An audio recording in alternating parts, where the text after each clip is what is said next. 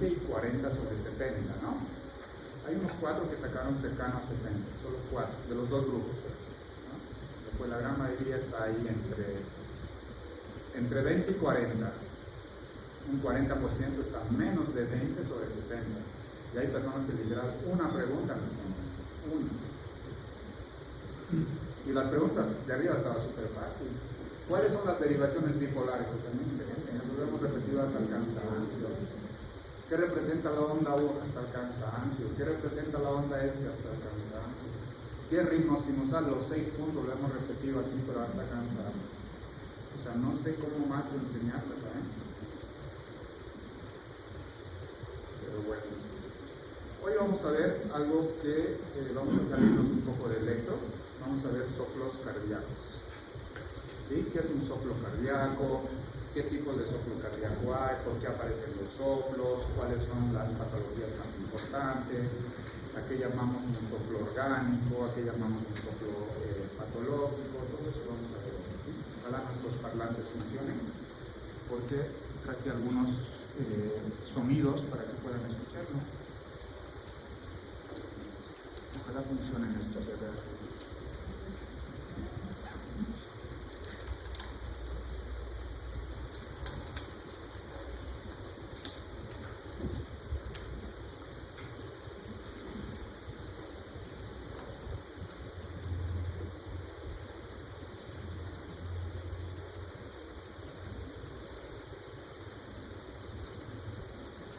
Muy bien.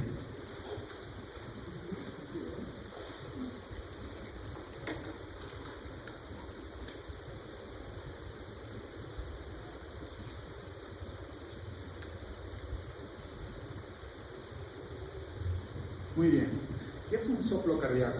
Para poder definir un soplo cardíaco tenemos que aprender, por ejemplo, ¿cuál es el principal componente de la sangre, aparte del plasma? La hemoglobina. Y la hemoglobina está en los glóbulos rojos, ¿no? Los glóbulos rojos son el principal componente de la sangre, ¿no? ¿Cuánto tenemos? Más de 5 millones, ¿verdad? Entonces, los glóbulos rojos, de manera, o sea, en condiciones normales, tienen un flujo laminar, y ahorita vamos a aprender qué es eso, ¿sí? Ahora, ¿qué es un soplo cardíaco? Un soplo cardíaco es un fenómeno acústico. Dice, ocasionado por el cambio del flujo sanguíneo laminar a un flujo sanguíneo turbulento, ¿sí? Eso es un soplo cardíaco. Un fenómeno acústico, ¿por qué? Porque nosotros lo escuchamos, ¿no? Con el estetoscopio tenemos la capacidad de escuchar este fenómeno acústico. ¿Y por qué está producido? Te dice, por el cambio de un flujo sanguíneo laminar a un flujo sanguíneo turbulento. Hoy vamos a aprender en qué condiciones el flujo sanguíneo laminar, que es normal, se convierte en turbulento.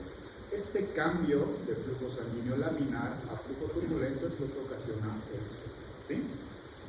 Y acá dice que en condiciones normales la sangre, por el lecho vascular, o sea, por los vasos sanguíneos, es laminar, reposada y silenciosa. Es decir, que cuando nosotros auscultamos el corazón, solo escuchamos primer ruido y segundo ruido, ¿sí? Sabemos que el primer ruido representa el cierre de las válvulas atrioventriculares y el segundo ruido, el cierre de las válvulas sigmoideas, ¿no? Entonces, normalmente nosotros solo escuchamos primer ruido y segundo ruido. Luctu, luctu, o en el libro te dice tunta, tunta, y es todo lo que deberíamos escuchar. Y ahorita vamos a escuchar ejemplos, si los parlantes nos los permiten. Vamos a escuchar cómo se escucha solo primer y segundo ruido y cómo se escucha un soplo cardíaco, ¿sí? Entonces, en condiciones normales, la sangre circula con un flujo laminar, dice reposado y silenciosa, es decir, no ocasiona ruido. El ruido que nosotros escuchamos cuando auscultamos es primer ruido y segundo ruido, ¿no? Te dice, sin embargo, como consecuencia de cambios estructurales, es decir, que existe un cambio estructural, una dilatación, una estrechez, una insuficiencia, etcétera, etcétera, o también cambios hemodinámicos, o de ambos, el flujo laminar se convierte en flujo turbulento y esto produce o ocasiona un ruido audible, ¿sí? Y ahorita vamos a entender qué es una alteración estructural y qué es una alteración hemodinámica, ¿sí?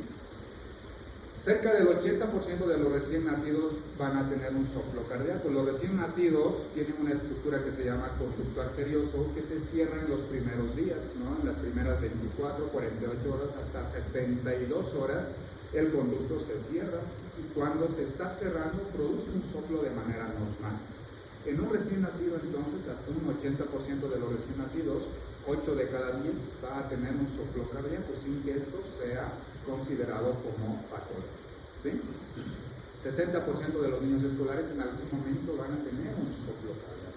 De hecho, se considera que todos en algún momento tuvimos un soplo cardíaco. Y ahorita vamos a entender por qué, ¿sí? Acá les tengo la explicación cómo es un flujo sanguíneo laminar. Normalmente la sangre tiene esta disposición, flujo laminar o aerodinámico se llama, ¿sí? Fíjense acá, este es un vaso sanguíneo, de acá a acá. Esta es la luz de un vaso sanguíneo. Ahora, decíamos que el componente principal de la sangre son los glóbulos rojos. Fíjense cómo los glóbulos rojos están tan bien ordenados en el torrente sanguíneo que los glóbulos rojos que están en la parte central, estos de acá, van a una mayor velocidad. En cambio, los eritrocitos que están pegados a la pared del vaso van a una menor velocidad. ¿Por qué? Por fuerza de rozamiento, ¿no? Como los eritrocitos que están pegados a la pared del vaso, por fuerza de rozamiento, entonces van a una mayor velocidad. Y esto crea un perfil aerodinámico de la circulación. Los eritrocitos que están en la parte media van más rápido comparado con los eritrocitos que están pegados hacia la pared del vaso. ¿Por qué? Porque estos eritrocitos que están pegados a la pared, por fuerza de rozamiento, van a una mayor velocidad, ¿sí? Entonces, fíjense, los eritrocitos van ordenados uno tras otro, así como soldaditos, ¿no? Digamos que de acá a acá es un vaso, pues los eritrocitos están ordenados así por fila, así como están ustedes, ¿no? Pues los eritrocitos que están en la parte media van más rápido. ¿Por qué? Porque no rozan contra la pared, ¿no? Entonces, esto es un perfil aerodinámico de la circulación. Así es como la sangre circula por los vasos sanguíneos, ¿sí? Cuando esta disposición tan ordenada de los eritrocitos se pierde, a eso llamamos flujo turbulento, así como esto de acá.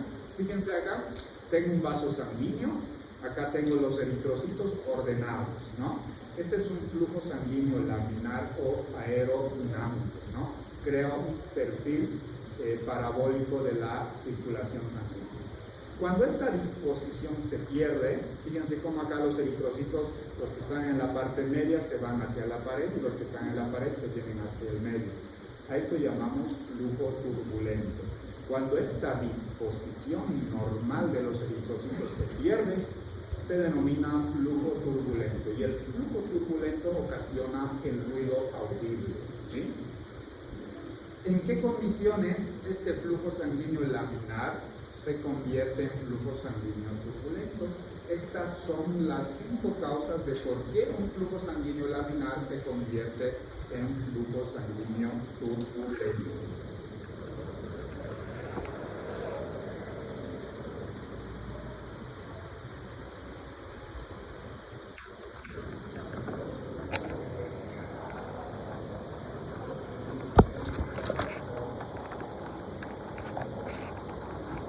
Entonces, fíjense acá, dice flujo a través de una obstrucción parcial, es decir, una estenosis. Este es el ejemplo. Fíjense acá. Acá yo tengo este vaso sanguíneo, de acá a acá, tiene este calibre, pero acá el vaso se estrecha, tiene una estenosis. Entonces, cuando la sangre pasa por esta estenosis, el flujo sanguíneo laminar se convierte en turbulento, ¿no? Entonces, la primera causa de soplo es una obstrucción parcial o una estenosis, ¿vale? La segunda causa, desviación anómala de sangre de una cavidad de alta presión a otra cavidad de baja presión. Fíjense acá, ventrículo izquierdo, ventrículo derecho. El ventrículo izquierdo tiene alta presión, el derecho tiene baja presión. Si yo tengo una comunicación entre estas dos cavidades que tienen diferente presión, entonces la sangre del ventrículo izquierdo pasa al ventrículo derecho con una fuerza muy alta. ¿Por qué? Porque de este lado la presión es muy alta, acá la presión es muy baja. Entonces, el paso de sangre de una cavidad que tiene mucha presión, como es el ventrículo izquierdo, a una cavidad de baja presión como es el ventrículo derecho, también puede ocasionar soplo cardíaco. Lo mismo pasa, por ejemplo, acá en el conducto arterioso. Sabemos que el conducto arterioso une la pulmonar con la aorta. La aorta tiene mucha presión, la pulmonar tiene baja presión. Si yo tuviera una comunicación entre ambas estructuras, entonces va a tener un soplo cardíaco, ¿sí? El tercero dice eyección a una cavidad dilatada. Yo tengo acá la luz de este vaso, no sé, la arteria pulmonar, pongamos un ejemplo. Fíjense cómo este vaso se dilata, de repente se dilató. Entonces, por acá la sangre tiene un flujo laminar y acá se convierte en flujo turbulento, ¿no? Entonces, cuando un vaso, el aumento súbito del calibre de ese vaso también causa soplo cardíaco, ¿sí? Otro dice reflujo a través de una válvula, las insuficiencias valvulares. Por ejemplo, que la sangre regurgite del ventrículo izquierdo hacia la aurícula o del ventrículo derecho hacia la aurícula derecha, entonces también ocasiona un soplo cardíaco. La regurgitación valvular de cualquier válvula, mitral, tricuspidia, pulmonar o aórtica, ¿sí? Las insuficiencias valvulares condicionan también soplo cardíaco, o sea, modifican el flujo sanguíneo laminar a un flujo turbulento, ¿sí? En el quinto punto, no existe alteración anatómica, es decir, no hay estenosis, no hay comunicación, no hay dilatación y no hay insuficiencia. Entonces, lo que existe acá es una alteración hemodinámica, ¿sí? ¿Qué sucede acá? Normalmente los vasos sanguíneos están diseñados para transportar una determinada cantidad de sangre. Digamos que por este vaso tiene que pasar 1 litro de sangre, pero por alguna alteración hemodinámica están pasando 2 litros de sangre. Entonces eso hace que el flujo sanguíneo laminar se convierta en turbulento, ¿sí? Por ejemplo, las personas que tienen fiebre, durante la fiebre van a tener un soplo cardíaco. ¿Por qué? Porque el gasto cardíaco está incrementado. Las personas que hacen ejercicio, si mientras hace ejercicio uno le ausculta, ese paciente va a tener soplo cardíaco. No existe alteración anatómica, no hay estenosis, no hay dilatación, pero existe una alteración hemodinámica, ¿no? Es decir, hay un incremento del gasto cardíaco. Por este vaso está pasando más sangre de lo habitual y eso ocasiona un soplo cardíaco, ¿sí? Entonces, ¿cuáles son las causas de soplo cardíaco? Una obstrucción a cualquier nivel de un vaso, de una válvula, de cualquier parte del corazón, causa un soplo. Obstrucciones. Una comunicación entre dos cavidades de diferente presión. Aumento súbito del calibre de un vaso. Tengo este vaso y de repente el vaso se dilata. Ocasiona un soplo cardíaco. Las regurgitaciones o las insuficiencias valvulares ocasionan un soplo cardíaco. Y como quinto punto, una alteración hemodinámica. Acá no existe alteración anatómica. No hay estenosis, no hay dilatación, no hay insuficiencia, no hay comunicación entre dos cavidades de diferente presión, pero sí existe una alteración hemodinámica, ¿sí? Entonces, estas son las 5 causas de por qué aparece soplo cardíaco. En el examen viene cuáles son las causas de soplo cardíaco, pues acá tenemos estenosis, comunicación entre dos cavidades de diferente presión, dilatación de alguna estructura, insuficiencias valvulares y una alteración hemodinámica. Acá no existe alteración anatómica, solo alteración hemodinámica, ¿sí? Ahora, ¿cuáles son la clasificación de los soplos? Existen muchas clasificaciones, pero de manera general, según el mecanismo fisiopatológico, tenemos 3 tipos de soplos. Los soplos cardíacos inocentes, los soplos cardíacos funcionales y los soplos cardíacos orgánicos. Los soplos cardíacos orgánicos son los verdaderos patológicos. Esto es lo que vamos a estudiar más. ¿Por qué? Porque acá existe una alteración anatómica o estructural. Acá están las estenosis, las dilataciones, las comunicaciones entre dos cavidades de diferente presión, las insuficiencias valvulares, etcétera, etcétera, ¿sí? Estos son los soplos orgánicos, los verdaderos patológicos. Los soplos funcionales, acá no existe alteración anatómica, pero existe un desorden hemodinámico. es decir, incremento del gasto cardíaco. ¿Secundario a qué? Fiebre, anemia, hipertiroidismo, embarazo, ejercicio, etcétera, etcétera. ¿Qué significa este tipo de soplo? Son transitorios. El paciente tiene anemia, tiene soplo. Corriges la anemia, el soplo desaparece. El paciente tiene fiebre. Mientras tenga fiebre va a tener soplo cardíaco. Quitas la fiebre, el soplo desaparece. Las mujeres embarazadas tienen soplo cardíaco. Una vez que dan a luz, el soplo desaparece, ¿no? Entonces son alteraciones transitorias. Por eso son soplos funcionales. Es secundario a algo. El corazón estructuralmente está sano, no tiene alteración anatómica, pero el paciente tiene soplo cardíaco. ¿Qué pasa ahí? Que solo existe un desorden hemodinámico, incremento del gasto cardíaco. Por ejemplo, la sepsis, los pacientes que están internados por neumonía tienen un gasto cardíaco incrementado y eso puede condicionar un soplo cardíaco, sin eso ser patológico, ¿no? Soplos funcionales.